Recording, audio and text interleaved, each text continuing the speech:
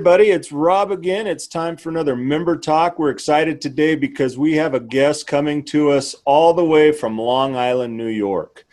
His name is Mario Bernaudo. And hello, Joe. Good to see you. Hey, Rob. Thanks for having me. Absolutely. So we're excited. We want to get you on here because there's two main topics that we want to talk with you about today.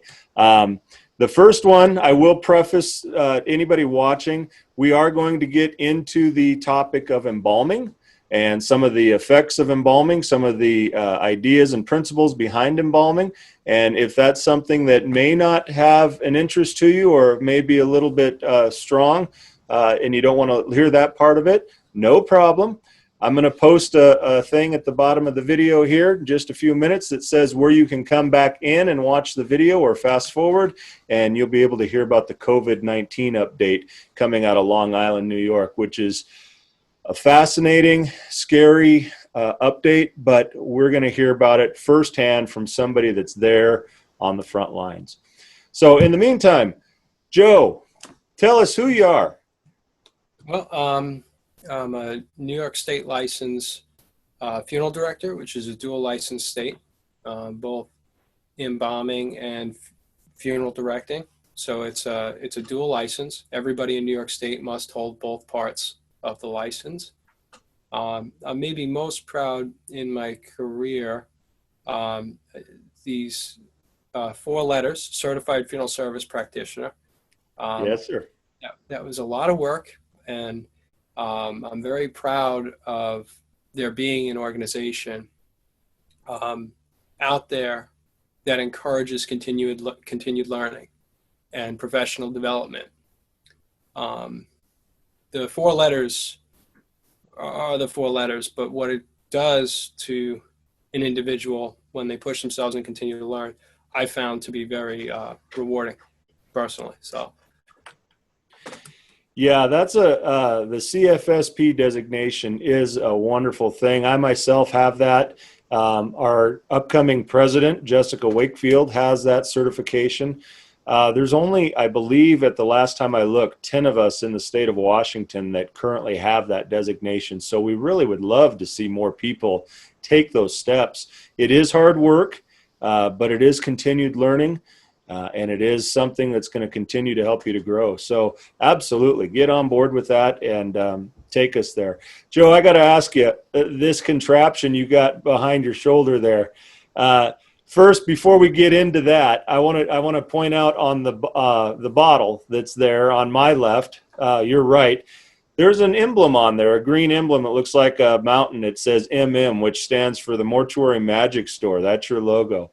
Tell us how this brainchild came to pass. Where did you come up with the Mortuary Magic Store, and what is it?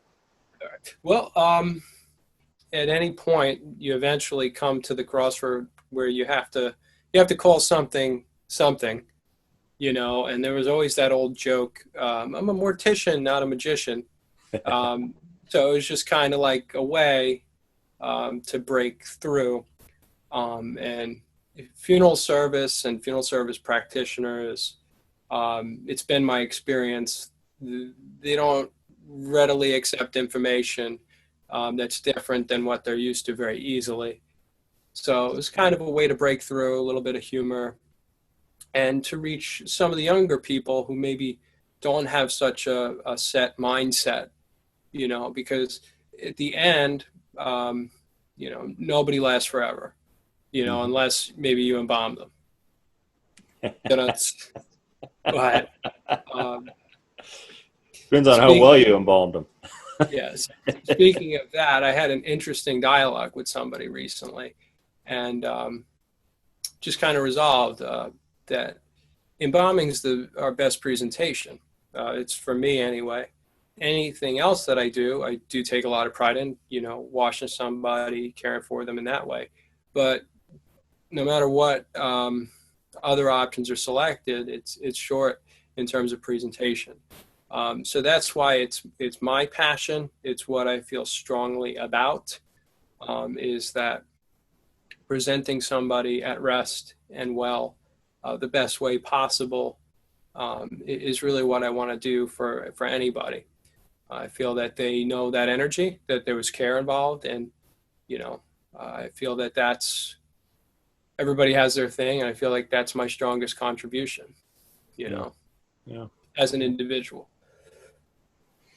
So you're kind of I've been watching for a while now, and I don't mean this derogatory, but you're kind of this mad scientist that comes up with these crazy contraptions and ideas.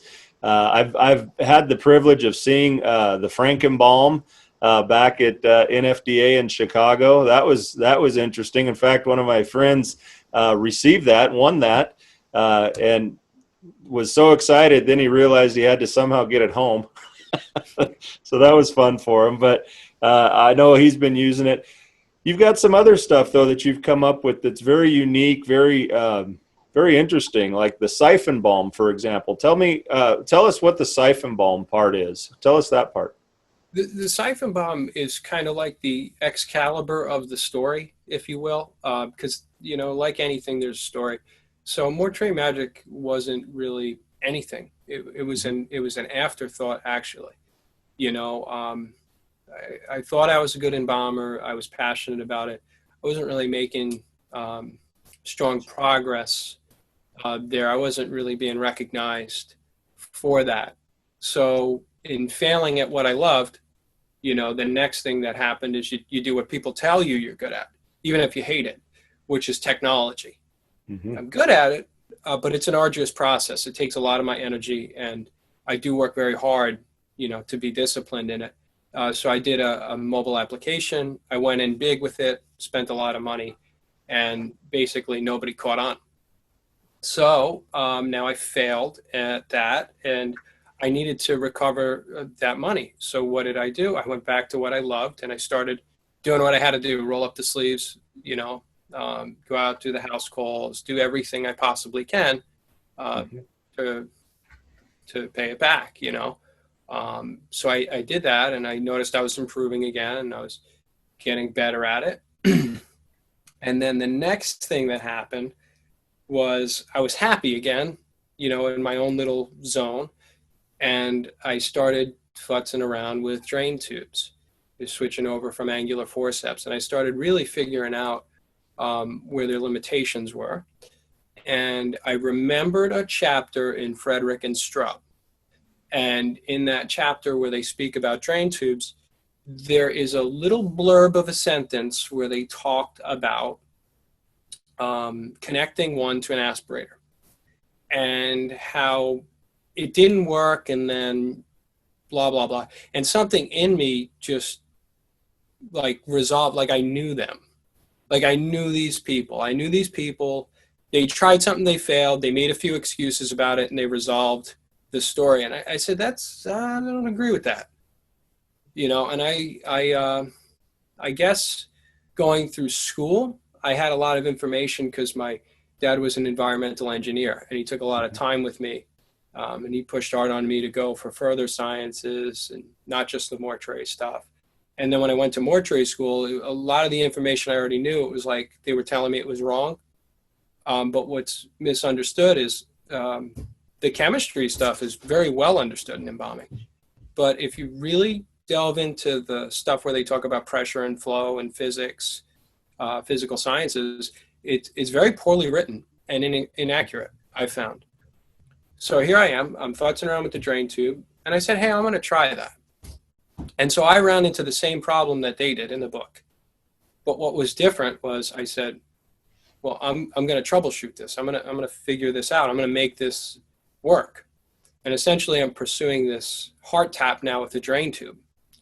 And you learn in a short amount of time, metal is going to collapse your venous system and make all sorts of problems. So it just evolved from there. And then it was a rigid plastic tube. And then it was a siliconized tip. And then it was 16 inches long. And then it still would collapse when you connect to the aspirator. Then it was me running to the aspirator back to the table. And then I said, well, I need a valve. I need a bleeder valve to let the vacuum off so I can control it. And that's exactly how it evolved. And then now I'm pulling drainage at rapid rates, able to put the injection on the machine very high on almost where people would be very afraid. And I wouldn't tell you that I wasn't the first time I tried it, but I was being called to, pursue this. Sure. I was doing it the right way. And at a certain point, I looked over to a friend and I said, "Hey, I just did this in about 2 minutes." And he came over and he looked and he said, "Well, nobody can tell you that case isn't embalmed." And I said, "I know. I cannot believe this." And I was like, "What do I do? What do I do?" And then he looked at me and he goes, "What did you use?" And he noticed all the fluid bottles that I had left near the machine because I left them out. I didn't get rid of them. And he said, "That's a high index. I don't smell any chemicals." Mm-hmm. And I went, "Oh boy." And he and I spoke a little bit more about that.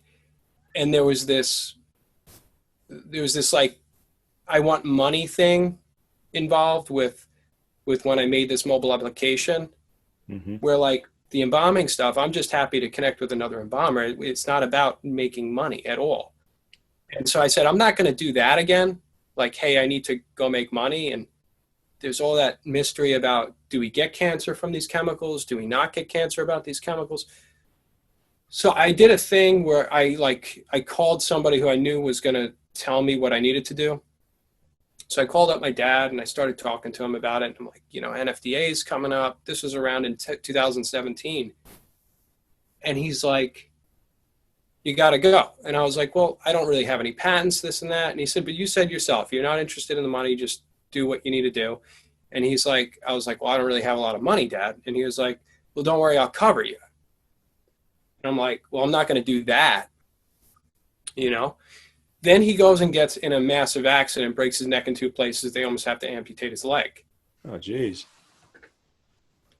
So here I am. We contend with that. And then I wind up at NFDA 2017 with these drain tubes. And, here I am educating people at my booth, explaining the sciences and everything about it as best I can. And by the time I got there, I had gained momentum that I didn't think I would have. By the time I got there, I had used the similar design of the drain tube to make cannulas 16 inches long. So now I can embalm at the arch of the aorta rather than the carotid, or, into the abdominal aorta. I had this hand pump, which was actually a throwback to Dr. Thomas Holmes, who retroed a gravity injector into this ability to like hold air and displace fluid. And that was because I had an embalmer ragging on me that, "Oh, you can embalm in 2 minutes, but you can't not get cavity on the table all the time," because I throw the thing up and like everybody else get it all over. And then I had the unfortunate experience after 2017 that, my booth was pretty well inspected by people from other vendors. And shortly, because I was selling these pressure injectors for cavity treatment left and right. And pretty soon then out comes this thing they called the evolution injector, which people think is synonymous to this thing. And it's completely two different technologies. One's still using gravity, mine's using air. Yeah. 40 pounds of pressure is behind that hand pump. And it's used even to inject an artery. I don't want to digress too much about waterless embalming, but that's highly debated amongst embalmers as being a sell tactic. And I wanted to understand that, and I have since understood that. But the waterless technique with this little hand pump that screws fluid bottles on, that was designed, allows you to use undiluted mixtures and work one bottle at a time, rather than perhaps compromising your total solution index and otherwise. Right. So at every turn, I was learning more, and I was being called to figure out what crazy thing I did. And it just turned into this like database. And then I'm making friends along the way who are also doing the same thing. And some of them I'm very grateful for. They've brought information to me about things and helped me to pursue all the way up to that Frankenbaum machine. Mm-hmm. At a certain point, of explaining how the embalming machine works, because calls come in, people want a product, and I'm giving education. They find out in no time at all. I'm no salesman, not good at that. I do the best I can with the education part, but I use my flaws to basically explain, well, if I suck at all of these things, well, I have to be good at making things, or at least a good embalmer. So I try to leverage that as best as I'm able, but at a certain point, it was, well, if what you're saying is true, what evidence do you have to show about that? So the Frankenbaum was actually thrown up to my son, named Frankie, and I said, all right, I'm going to make this wacky, crazy machine, and I'm going to call it after my son. And it wasn't intended to sell. It wasn't made to sell. It was made to measure pressure filtration. When fluid enters the artery, it meets resistance. Pressure filtration is defined as the positive pressure, which results in the movement from arterial fluid from the artery into the tissue, which is then relieved by the vein. It was meant to measure that because the claims and patents for the Armin Markarian, Donald Sawyer collaborative patent, if you will, that is the Portaboy, Turner, Duotronic, Edwards, Dodge, Donald Sawyer machine, implies that when we set the pressure on the machine, that the human body will be pressurized to that value, that we can also manipulate the rate of flow. Mm-hmm. However, that cannot be true. It cannot be true while Frankenbaum exists, measuring pressure in the body and what happens to the body consistently across the data. So Frankenbaum is heavily attacked by anybody who loves any of those things. The other thing that is very significant about Frankenbaum is it's a very intuitive, simple design.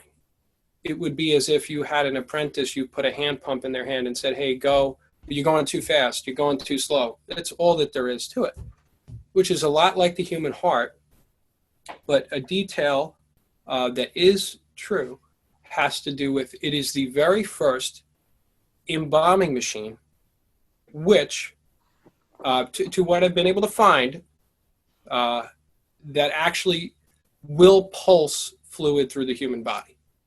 And I would challenge any other embalmer company, they can make their claim.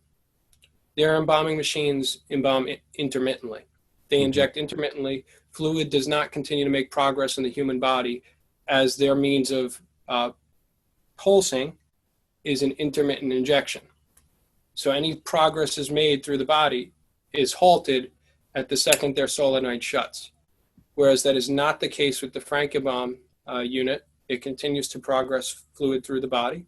It is not the case with the bucket head embalming machines that I've made either, which ticks a lot of people off, but nobody touched these machines in 50 years. When I started designing and tinkering the first one, the patents were 50 years old, plus, and here I am coming along doing something. I never thought I'd have a patent or two. I really was just making this to measure it. And then when I couldn't sell them, because again, terrible salesman, I went to friends that I knew and I left the machine there. I said, hey, let me know what you think. And at that point I was just trying to get rid of the things. Sure. And when I'd go pick them up, they said, how much you want for it? And I nearly fell over. I was like, you gotta be kidding me. And that's kind of the long and the short. And then somebody asked me, they said, well, can you roll this technology into like a Portaboy or a Duotronic, or can you do it? And I said, I think I can, I'll try. And it almost didn't happen. There was a few issues crossing over the technologies and it almost didn't happen.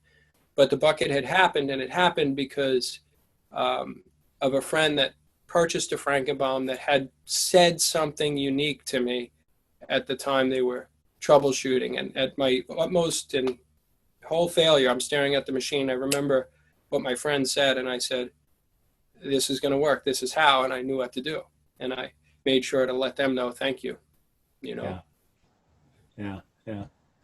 Well, they're interesting machines. I personally have never used one. I know a lot of people that have, both the Buckethead and the Frankenbaum. I've seen them both in person and pictures.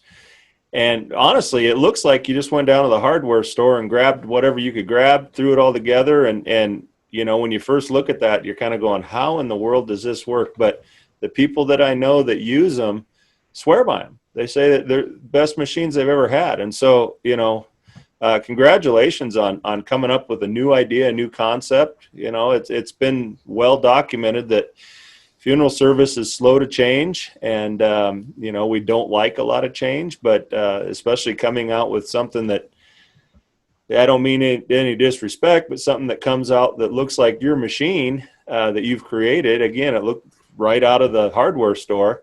It's kind of scary for people. I could totally see that, but get past all that, try the product, and like I say, the people that I know that have used it, they love it. They swear by it. And then we talked a little bit about that, the drain tube. I want to kind of go back to that because there's a special offer I want to give out. But first off, what makes, I know you kind of went through the progression of the siphon balm, the drain tube itself, but what makes it work? I mean, it's not just a typical drain tube that we're used to. It's different. It's got the relief valve. It's got all these things, but what makes it work? What's the concept behind it? Okay. The short answer is Venturi effect. The way you'd visualize this is picture fluid traveling from the head down to the toes and then coming back out the vein. But there's a left side for the left arm and a right side for the right arm. As that fluid moves and exits fast because the aspirator is attached, what we have is a vacuum that's being generated on the left side and the right side. Venturi effect. It's much like if a train cut the air and you were near the train platform. I have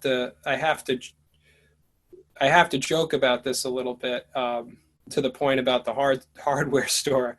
A little bit of my personality, I certainly named the machine after my son, but a little bit of my personality was wrapped up in it. I knew what it looked like.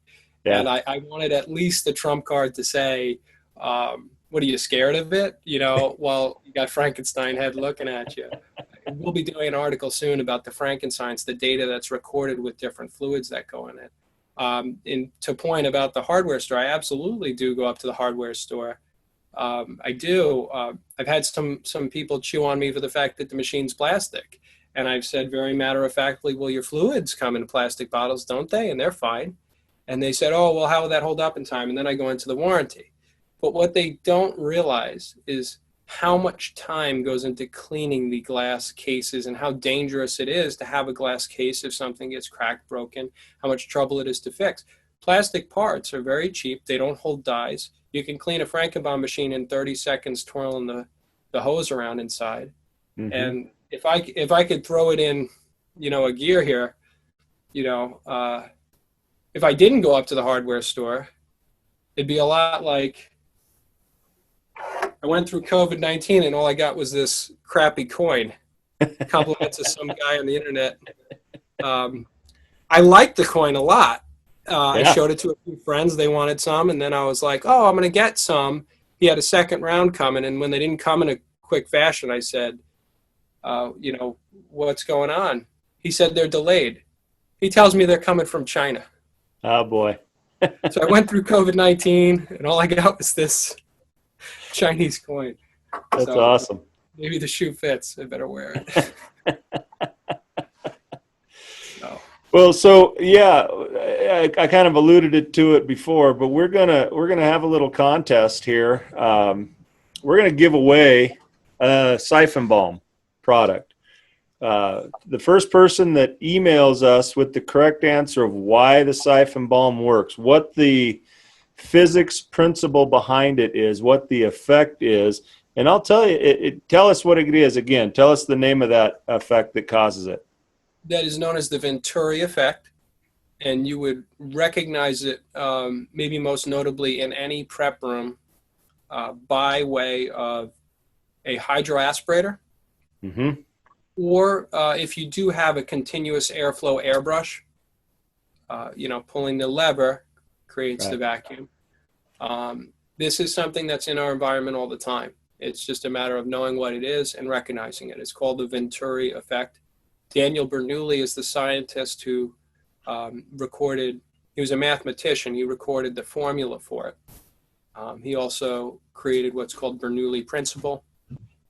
Um, and yeah, so he's been around quite a time for us not to know. Yeah. But we know all about Anubis. Bernoulli's helping me a little bit more, I think. There you go. Well, we want to give one away. We want to give a siphon balm away. We want you to use it. We want you to report back to us. Tell us how it works. Tell us how you're enjoying it.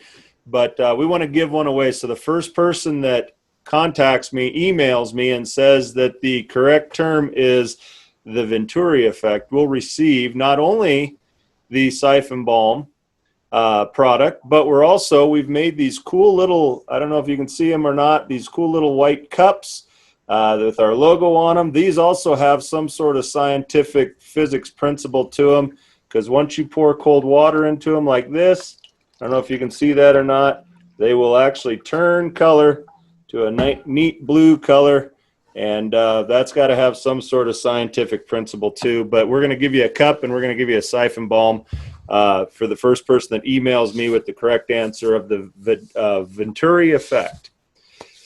Joe, Cup is either endothermic or exothermic.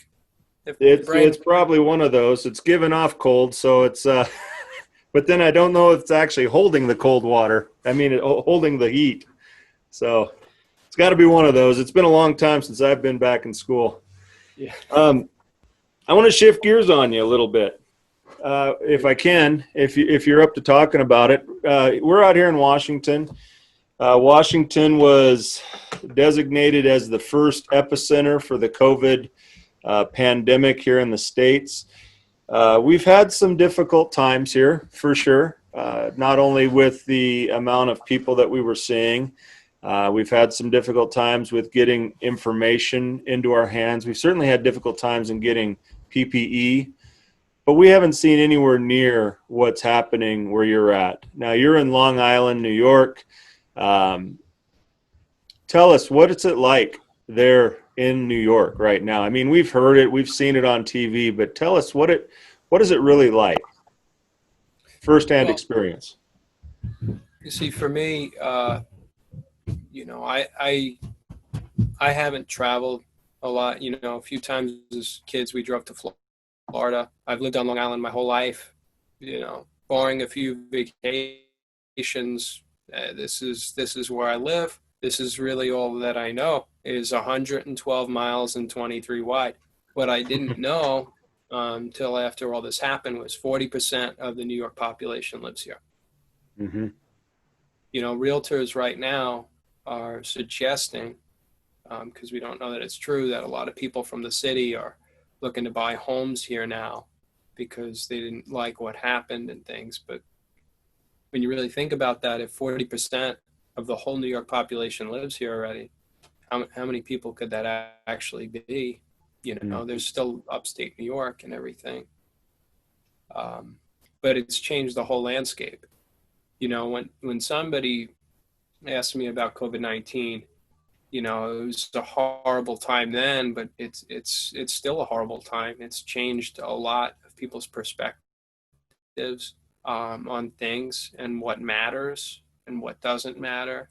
There's the social impacts, there's the political impacts, which if I hear one more political thing happen, it might just be the end of me. It's just every day it's a new story. Yeah. It's a new scheme, maybe, but having experienced it, amongst funeral directors and, colleagues alike, I mean, you understand what goes on when something like that happens to the death rate. When another funeral professional speaks and says this is happening, it's important to listen, and say, what can I do to help? We were fortunate where I am to have help, even from Washington State. We're grateful for that, all the help that came, but it used to be I would drive down like a major road that I knew ever since I was young, and basically in the distance of 500 feet there would be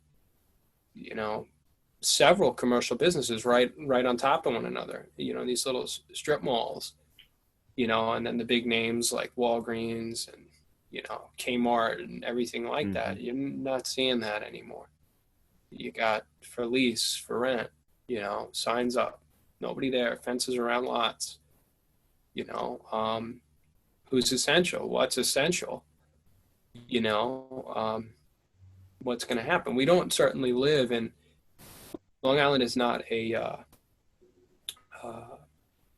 low cost place to live. It was a very expensive place to live.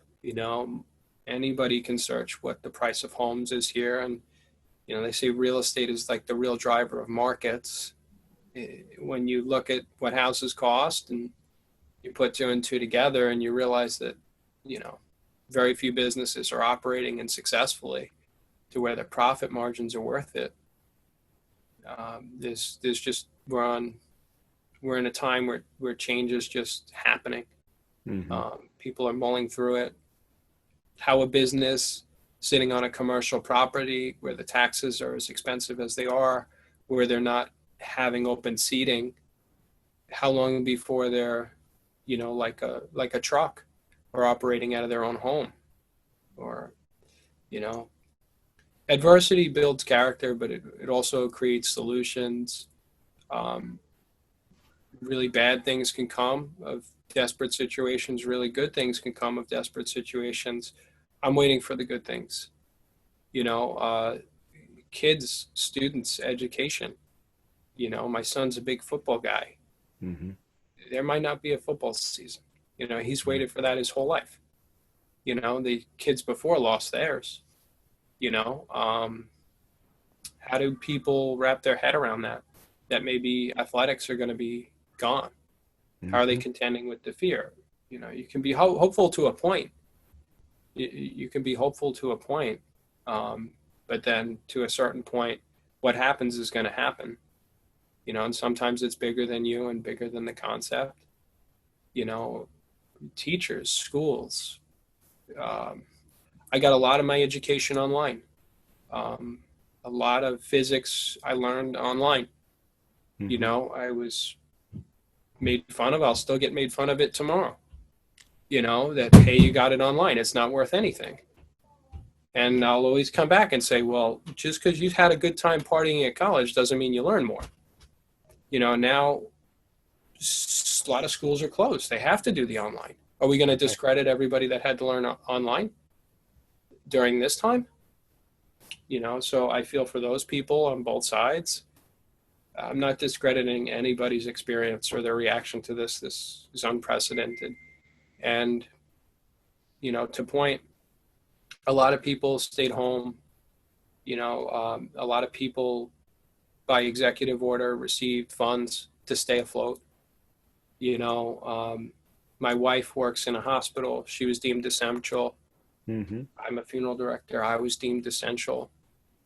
In those situations, not much change for us, except for maybe childcare a little bit. Pays didn't change, things like that. We were essential. We were fortunate to have work. And what we contended with was a lot more than what anybody anticipated. And not complaining from it, but I threw a couple prayers up to my two grandfathers that were drafted, and I said, this feels a lot like it, it feels a lot like it, Yeah. if we didn't step up to the plate, you know, we were leaving it for somebody else, Right. you know, someone else who is in our profession, in our same category of essential, leaving more work for somebody where the work just exploded the way that it did. How do you do that? I guess certain people do that, you know, certain people, you know, can't do it and they escape, but neither one of us did. We both went to work, you know? Yeah. Well, let's talk a little bit about that if we could. Work previous to pandemic and then work at the height of pandemic. What's the big difference that you saw? I mean, how do you say it? How much more work did you have? And are you still there, or is it starting to subside a little bit? Well, for me, everything's energy, you know, everything, you know. Um, Guy I was with during this, and he really did a lot. You know, it's funny because we were both broke into the business. He's been in it longer than me, by the same people, but like 20 years out. So here I am, young guy, or perceived as young guy, and he's perceived as old guy, but we were both broke into the business by the same people, which is interesting. In that place for a reason. You know, it's the universe's way of like fixing something, I think. But he threw something at me, which was something that someone who broke me into the business said, and they said it to him. And he said, Joe, this is serious business. And he said, I'm telling you that because, you know, that's what so-and-so said to me. This is serious business. We do serious work. And he said, you can get divorced X number of times. You can get married X number of times. You die one time. It's got to be right. Yeah. And you know, to his point, a lot of these compromised decisions people made, it wasn't right. It was beyond our control. It was beyond a lot of people's control. But the energy is what I guess I'm sensitive to. So if you ask me what it was like during the height of it, I kept calm. I kept my composure. Obviously, you know, that's what we have to do. But the energy is there. It's a lot different.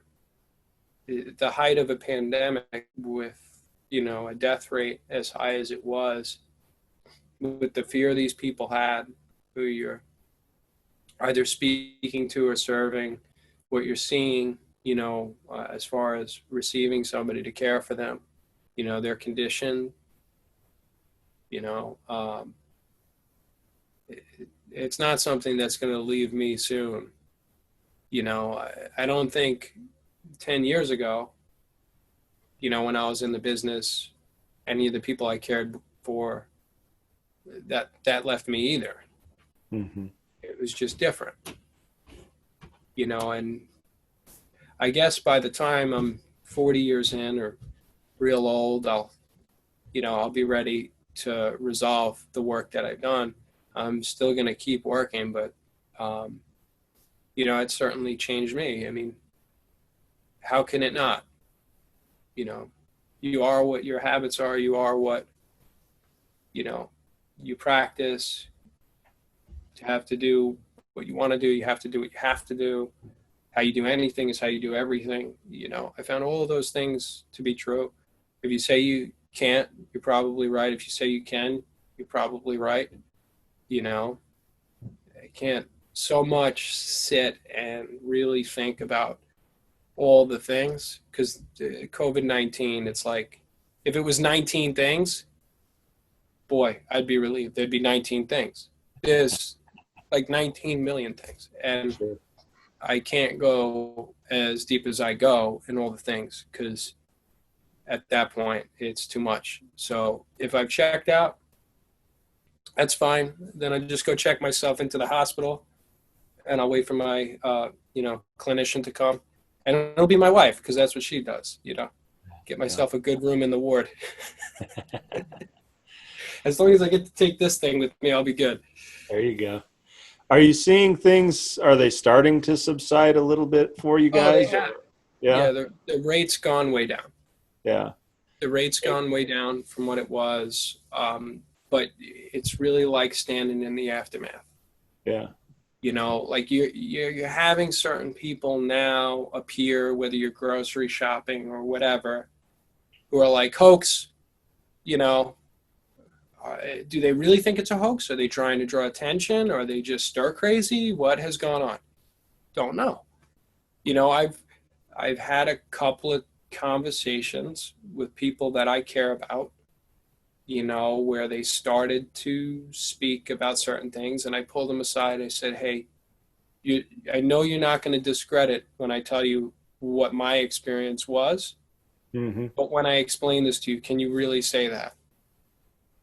Can you make sense of my experience then when you say that?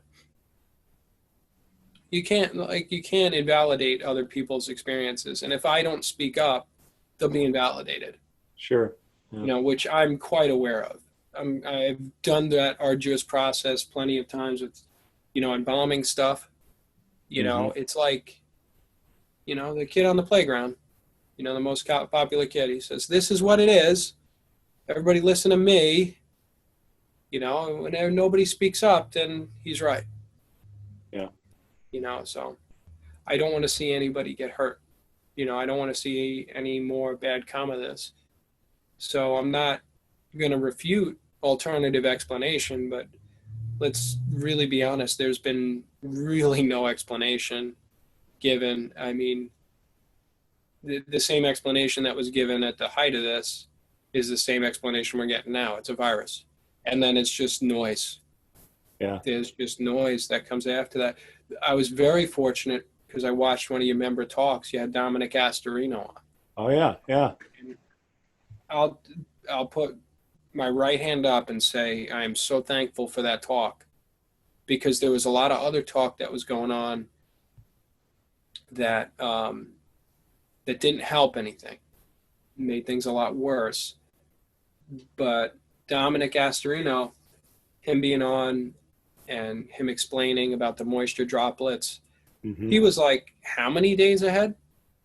Like, there's still people saying that that's bogus. He had it right. Like, you know, I know that he had it right because I kept my mask on. You know, as far as tests coming back, and my wife has to get tested. I have Yeah. enough of a family unit that if ever anybody brought it home, you know, the odds of 10 people having it and not wanting one of them showing a symptom is far less than if my family unit was like two, you Right. know, which it's not. And, you know, like I said, my wife at the hospital, she has to get tested regularly. We haven't caught anything. And she was right there in it. We looked at each other at one point, said mistakenly or accidentally, either one of us can bring it home. What are we doing? Had my son, he's asking me, can I go with friends? You know, how do you deal with that? I looked at him, I said, you're looking for me to tell you, so I'm responsible. I said, I can't be responsible for you anymore. You're a young man. I Hmm. said, you have to make decisions that you're going to be able to sleep at night. If somebody gets sick in our family, it could have been you, it could have been for me, it could have been for mommy. But at the end of the day, if you took actions that were foolish or that you later regret because somebody got really sick, you're going to have to live with that. So I'm not going to tell you you can't do this. I'm not going to tell you you can't do that. I'm going to tell you to think about what you're doing and make decisions that you can sleep with, you know. And his sister's one's one, one's six, and you know, that was a tough situation. You How do know, you tell a that's, kid cooped up in the house? sorry to interrupt you there, but I wanted to say something. That's actually a great way to explain it. It's become so politicized, so you're either for it or you're against what you think is going to be the cure. And I mean, we're seeing it all over the TV, all over the news right now, just absolute violence from people that, you know, that are fighting each other because one's wearing a mask, the other one's not. One's washing their hands, the other one's not. But the way you just explained it, if we can all do that, uh, I think that things could get better if we followed your explanation of how's it going to be, how are you going to live with the fact that it could be you that transmitted it because of the decisions that you've made? I love it. I love it. I love the way you put it. If we were coworkers, right? And you didn't really think so much of it, right? And you were coming in my personal space and you saw me always putting my mask on. And you're always coming into my personal space and, even to the point where maybe I was like intimidated. Maybe you were the boss, and I didn't know how to say, hey, Rob, I'm not comfortable with that. You know, how's it going to be? Like if I was on the hospital bed at one point, are you going to come? Like, are you going to, not come and feel, deep feelings of remorse? Mm-hmm. You find out that you take like I don't think people really think that far. I really don't think people think that far. And I think that eventually they get there, so, like they tell everybody now, I'm wearing the mask for your protection. Mm-hmm. I'm wearing the mask for your protection. And at one point I had people laughing at me at the grocery store, laughing at me for wearing a mask. I saw a man get really hurt over toilet paper. Mm-hmm. He'd come out of the grocery store shopping cart. He's pushing it. He's a bit older. And his person was real angry about the line, and they walked right over to his cart, took the toilet paper. And then he spoke up, line full of people, and this thug immediately attacked him and walked away like it didn't even happen, had him on his back and hurt in a matter of seconds. Line full of people, diffusion of responsibility, Mm-hmm. And he was gone about as fast as it happened. That was high COVID. That was like, we're talking like second week of April. Wow. We didn't have groceries or things coming in. It was like they shut down everything. No toilet paper, no this, no that. Mm. It's hopefully can only get better at this point. That's the thing. I mean,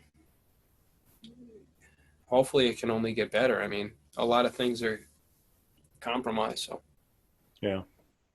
Well, Joe, I love having you on here, and honestly, I could talk with you forever, but I know we're getting a little bit long. I love though just communicating with you and seeing how things are happening. I'd like to do this again with you in the future. I'd like to get you back on here, see what else you're coming up with. Those again though, you got those crazy wacky. What'd you call that behind you? The psychobilly something. The Psychobilly Tesla Kason Sorensen. And I had a friend, he wanted a custom instrument, and he said he wanted to look cool. Yeah. He wanted to look cool. And I found that very amusing. I found that very funny. And I said, all right, I'll give you something cool. I actually made this for him, and I figured it would make him look real cool. So I bought a broken Sorensen on eBay for like $99, took it down to the metal. I gave it some wheels, to give it like a pitch, because I kept thinking like rat rod type thing. What I did is this guy always selling his caissons. He's got this caisson, Right. which is pretty innovative. He takes a beating all the time though from people, and I don't agree with that. So I pitched it and I said, all right, now it's got like a trailer hitch. It's kind of like this guy's caisson. And then I started really getting into it, and I said, like, who am I gonna invoke on this thing? So I put these coils on here for each of the vacuum and pressure gauges. Got a coin, because there's a guy, Nikola Tesla. He's from Long Island. There's a place out east, Wardenclyffe, that's about like 20 minutes away from where I live. So I went and got a coin of him, put a couple of cool notes for this article that I produced on innovation. That was for my friend. And that's what it turned into. And then all the while, with this rat rod thing, Johnny Cash did a song like one piece at a time. That was the Psychobilly Cadillac he did. So this is the Psychobilly Sorensen. There's custom parts all over it. Like, you can't get parts for these things, and reproducing them, even if you go to the hardware stores, and it's not a 1, 2, 3 jobby. Like, these valves I'm turning here, this was like a 4-hour job. Maybe this one was like 6 hours to get it perfect. Wow. This is a totally fabricated part to keep all the pieces original. The way they work is you mix your fluid in a bucket, you attach the vacuum end to it, fill your jar, and then you remove the vacuum end and you switch the hose around so the air pumps in the jar to evacuate the fluid. And then these valves control how much air is either being pushed out or how strong the vacuum is. They're just bleeder valves. So, if you invite me back, I'll maybe do more than just turn it on. We'll move some fluid around next time. I like it. What I want you to do is to draw it up and print it on a T-shirt. I want to have that right here on my T-shirt with the name. I think that would be a lot of fun. Psychobilly Tesla, Kayson, Sorensen. That's it. Well, Joe, how do we get in touch with you? I know that there's a lot of people that probably want to reach out to you, ask some questions. How can we reach you? You got an email? Yes. You can get me anytime on the email, info@mortuarymagic.com. If you go to our website, mortuarymagic.com, there's a messenger button right there. So anybody who's got messenger can send a message right to the store anytime, get response. We got a telephone, 631-647-9320. We got a fax, 631-647-9321. And it's really what I'm about, is just helping put this to use. Either use it or you lose it. Mm-hmm. They say. I found that to be true, and I certainly don't want to lose the ability to keep learning anytime. And I certainly would be a real ogre to take it with me to the grave and not tell anybody about it. Right. Yeah.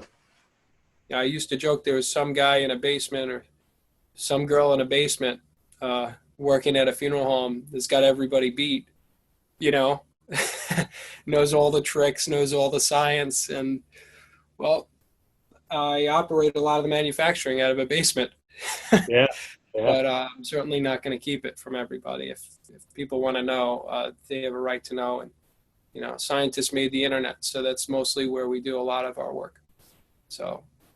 Well, and I love that you're doing that, and I love the fact that you're brave enough to stand up and say, you know what, here's something. It doesn't look like what you're used to, but it works, and give it a try. Give it a whirl and see what happens. It might change your life. You never know. So I'm excited that there's people out there like you that are innovative, and yet we're going to put it out there.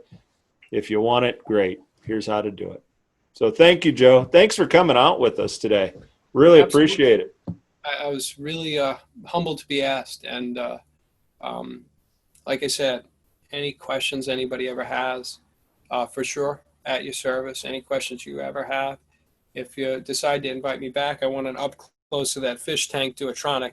That's pretty awesome. I'm watching him go. Yeah, he's fun. I get a lot of comments on that. There's actually 2 fish in there. Most people don't realize that because they only see the one. The other one sits kind of at the bottom and eats the algae. But we had a contest when we first put them in. We called one Paul and the other one was Bear. So we have Paul and Bear with us. That was a naming contest that we did for fun. That's what we came up with. It was a good time. Yeah. We'll get you back. So again, thank you, Joe. Joe Mario Bernaudo, Mortuary Magic Store, Long Island funeral director and embalmer, and mad scientist. Love having you out here. Again, as always, everybody, if you enjoy these talks, member talks, we'd love to get you on here. We'd talk about anything. Our motto is join the conversation, and it's just really a way to get us to get that conversation started. And we'd love to talk with you. If you like these, go ahead and subscribe on YouTube, follow us on Facebook, all those other things that you do. And until next time, we'll see you soon. Thanks for watching, everybody. Thank you. Bye-bye.